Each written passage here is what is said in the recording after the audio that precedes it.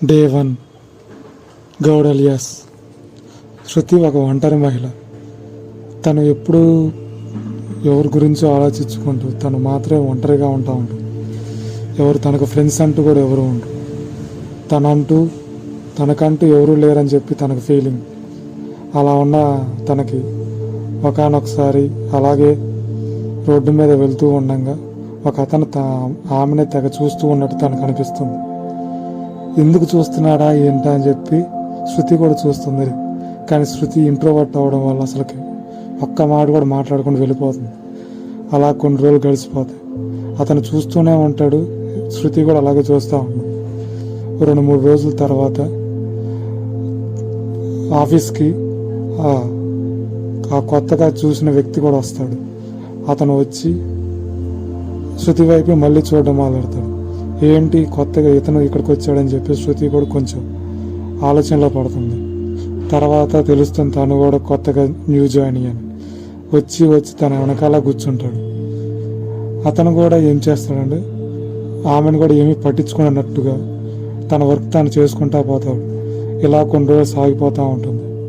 అలా కొన్ని రోజుల తర్వాత అతను వచ్చి ఒకసారిగా శృతి దగ్గరకు వచ్చి, శృతి కొంచెం ఆ పెన్ను ఇవ్వా అని చెప్పేసి అడుగుతాడు. ఆ పెన్ను ఇవ్వవా అని చెప్పేసి అనేసరికి శృతి కూడా ఏమి మాట్లాడకుండా తనకు ఆ పెన్ను ఇచ్చేస్తుంది. అలాగే ఉంటుంది వాళ్ళ కన్వర్జేషన్. అలా కొన్ని రోజులు గడిచిపోతూ ఉంటాయి.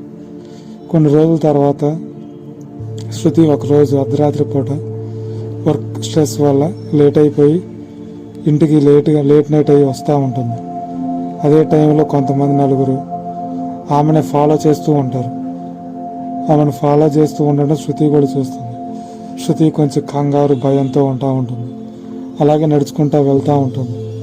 ఆ వెళ్తూ ఉన్నప్పుడు ఒక బస్ స్టాప్ ఎదురు కనపడుతుంది. ఆ బస్ స్టాప్లోని సేమ్ ఆ వ్యక్తి ఉంటాడు, ఎప్పుడు చూసే వ్యక్తి. అక్కడికి అతని దగ్గరికి వెళ్ళి హాయ్ అని చెప్తుంది. తను కూడా ఏమి మాట్లాడినట్టు ఏమి తెలియదు అన్నట్టు అలాగా ఏదో నటిస్తూ ఉన్నట్టు ఉంటాడు. తర్వాత వెంటనే తన వెనకాల చూస్తే 4 ఫాలోవర్స్ ఫాలో అవుతూ ఉంటారు, 4 కుర్రాళ్ళు. అది చూసి తన భయంతో ఉందని చెప్పేసి తనకు తోడుగా తనతో పాటు నడుచుకుంటూ వస్తూ ఉంటాడు. అలా ఇద్దరు వెళ్తూ ఉంటే ఇద్దరు వాళ్ళ పేర్లు ఏంటి అని చెప్పి షేర్ చేసుకుంటూ ఉంటారు. అప్పుడే అతను చెప్తాడు తన పేరు అలియాస్ అని చెప్తాడు. ఇప్పుడు శృతి అనుకుంటుంది, అసలు ఇలాంటి పేర్లు అంటే ఏమైనా ఉంటాయా, ఇలాంటి పేర్లు ఏమైనా ఉంటాయి అని చెప్పేసి ఇదేం విచిత్రమైన పేరు అని చెప్పి తననే అడుగుతాడు. అతను అడిగితే అది క్రిస్టియన్ నేమ్, అలాగే ఉంటాయి మాది అని చెప్తాడు అనమాట. తర్వాత ఇద్దరు బాగానే మాట్లాడుకుంటారు. శృతి కూడా తన ఇంటి వివరాలు అంతా చెప్తూ ఉంటుంది, తన పర్సనల్స్ కూడా చెప్తూ ఉంటుంది. నార్మల్గా అంతా ఓపెన్ అప్ అయిపోయి చెప్తూ ఉంటుంది. తన ఫ్యామిలీలో కూడా ఎన్నో హడిల్స్ ఉన్నాయని చెప్పి తెలుస్తుంది.